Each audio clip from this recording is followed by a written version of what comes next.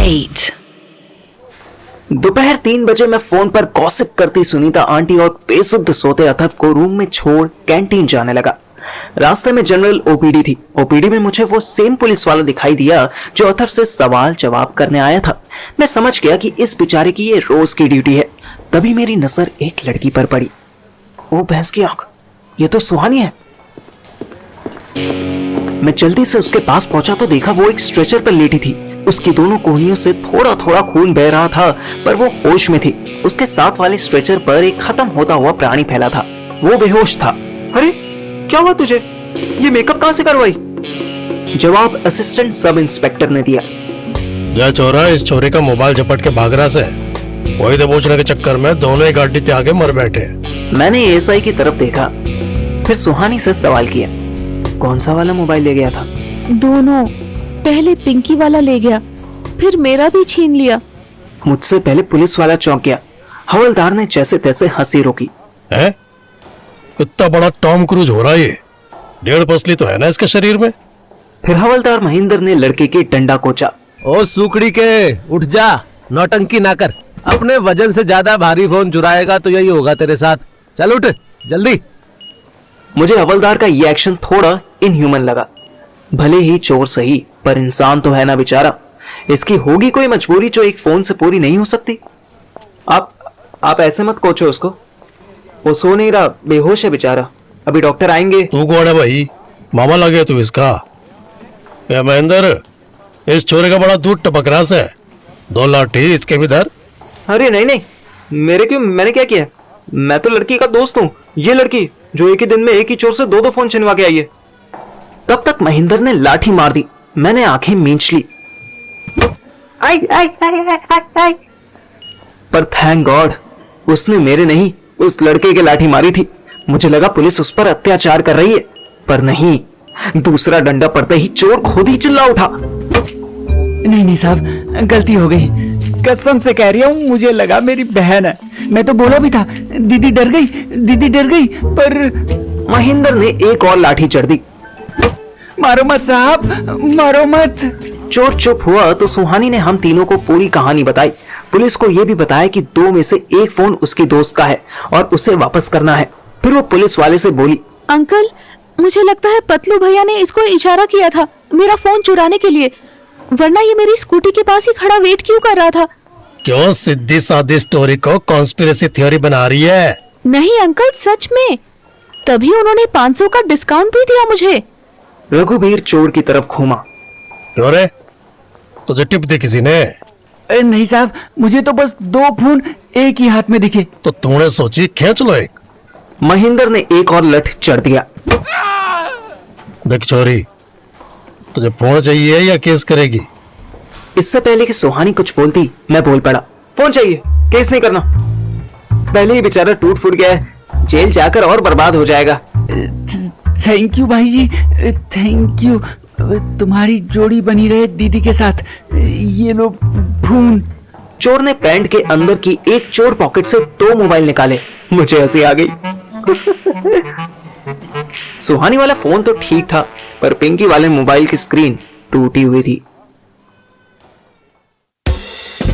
अब रात के 9 बजे अथर्व के पापा आए और सुनीता आंटी को ले गए। उन्होंने ऐसे मुझे घूरा जैसे वफादारी दिखाने का एक और चांस दे रहे हो। पर मेरे लिए मुसीबत यही थी कि मुझे 3 काम पूरी रात करने थे। अथर्व की देखभाल प्रायोरिटी थी। उधर गुंजा आंटी सुहानी के पास आई जरूर थी, लेकिन उन्हें हॉस्पिटल के बारे में कुछ भी नहीं पता था, इसलिए वो हर छोटी छोटी चीज मंगवाने के लिए मुझे बुला लेती थी। सुहानी भी मेरे आने से हिल जाती थी। अब मेरा बस चलता तो मैं वहीं उसके पास बैठा रहता, पर तीसरा काम भी उतना ही इम्पोर्टेंट था, एग्जाम्स की प्रिपरेशन। इन तीनों कामों में बस एक अच्छी बात थी कि अथर्व सो रहा था, इसलिए बक करने वाला कोई नहीं था। 3 दिन ऐसे ही निकल गए। मैं सुबह 2 घंटे के लिए घर जाता था, फ्रेश होकर फिर आ जाता था और यहाँ दोनों की मम्मियों की हेल्प कर रहा था। तीसरे दिन शाम 4 बजे डॉक्टर ने सुहानी को डिस्चार्ज कर दिया। घर जाकर भी रेस्ट ही करियो, आंटी को ग्राउंड फ्लोर पर ही रखना। गुंजा आंटी ने बस मुंडी हिला दी। और सुन, आगे से कोई चोर डाकू दिखे तो पहले मुझे कॉल करना, उसके बाद रेस लगाने जाना। सुहानी के घुटने में अच्छी खासी चोट लगी थी, इसलिए उसे टेम्पररी सपोर्ट के लिए एक छड़ी दी गई थी। उसने वो छड़ी इशारे से अपनी मम्मी की तरफ बढ़ाई। इससे पहले कि मैं कुछ समझता, वो कस के मेरे गले लग गई। उसकी मम्मी की आंखें जामुन जितनी बड़ी हो गई, पर सुहानी को कोई फर्क ना पड़ा। वो ऐसे गले लगी जैसे परसों के बाद मिली हो। उसकी आंखें भर आई, पर अलग हुई तो मुस्कुराने लगी। मेरे पापा एक गजल सुनते थे, मुझे वही याद आ गई। आंखों में नमी, हंसी लबों पर, क्या हाल है, क्या दिखा रहे हो। बस बस बहुत हो गया, चल बेटा घर चल। मैं समझ गया कि चल बेटा तो सुहानी को बोला गया है, पर बस बस बहुत हो गया का टॉन्ट आंटी ने मेरे मुंह पर मारा था। मुझे पीछे से पिंकी आती दिखाई दी। मैं मुस्कुराया। मुझे एक और शेर याद आ गया। आंटी, चले जाने की यह हसरत बड़ी मुश्किल से निकलेगी। कलेजा चीर देगी पिंकी जो घर से निकलेगी। है? पता नहीं सुहानी को समझ आया या नहीं, पर वो मुस्कुराने लगी। पिंकी, गुंजा आंटी और सुहानी के पीछे आकर खड़ी हुई और चिल्लाई, ये क्या हो गया तुझे? मेरा फोन कहाँ है? हेलो आंटी नमस्ते, पार्थिव मेरा फोन दे तू, मम्मी मुझे बहुत डांट रही है। पिंकी का फोन मेरी जेब में था। इस बार फोन की स्क्रीन उतनी बुरी नहीं टूटी थी जितनी पिछली बार बर्बाद हुई थी। अभी स्क्रीन पर क्रैक्स थे, पर फोन एक्टिव था। पिंकी ने अपना फोन देखा, फिर मेरी तरफ देखा, फिर सुहानी की तरफ देखा।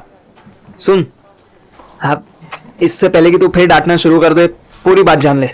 पतलू भैया को फोन देने से लेकर सुहानी के हॉस्पिटल पहुंचने तक की सारी रिपोर्ट मैंने पिंकी को सुना दी। इतनी सैड और ट्रैजिक स्टोरी सुनने के बाद भी उसने बस एक ही क्वेश्चन किया, मेरे फोन का डाटा किसी और के पास तो नहीं गया ना?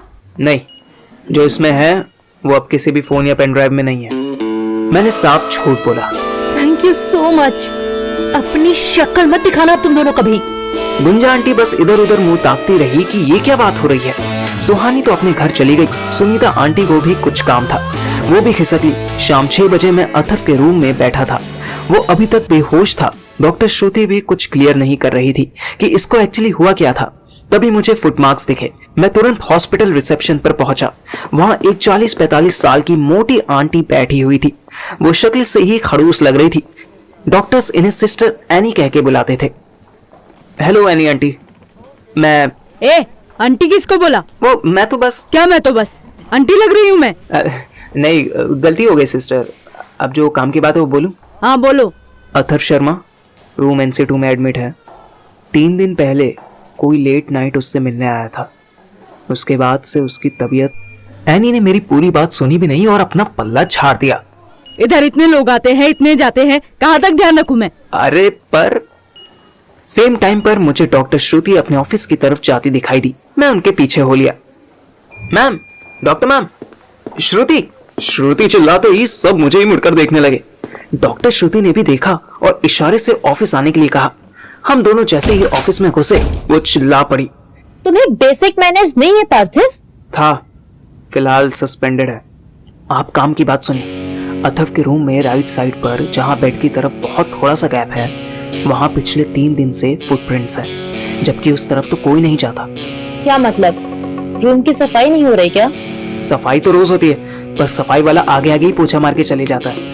थैंकफुली वो आलसी है, क्योंकि मुझे लगता है कि उस रात कोई अथर्व के पास अननोन पर्सन आया था। उसी के बाद से उसकी तबीयत बिगड़ी है।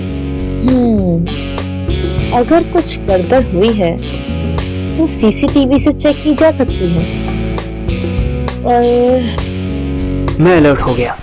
अगर रूम में CCTV लगा था तो इसका फायदा कम, नुकसान ज्यादा था। जूता वाला कौन है ये तो पता चल जाता, बट उससे पहले अथर्व और स्वीटी जो अंग से अंग लगाना खेल रहे थे, वो भी सबको दिख जाता।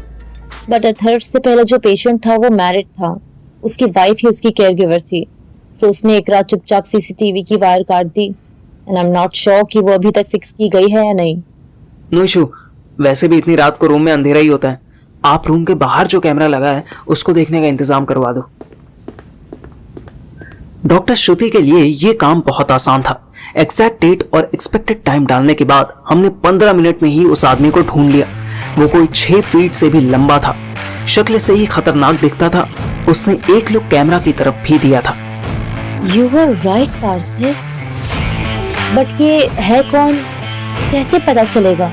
आप इसकी वॉक देखो, ये कोई गुंडा लगता है। हर स्टेप पर एक बार लेफ्ट तो एक बार राइट देख रहा है। जैसे पकड़े जाने का डर हो। अब पकड़े जाने का डर किसे होता है? चोर को। और चोर की पहचान के लिए पुलिस बुलानी पड़ती है। मेरे मन में एएसआई रघुवीर का चेहरा उभरा।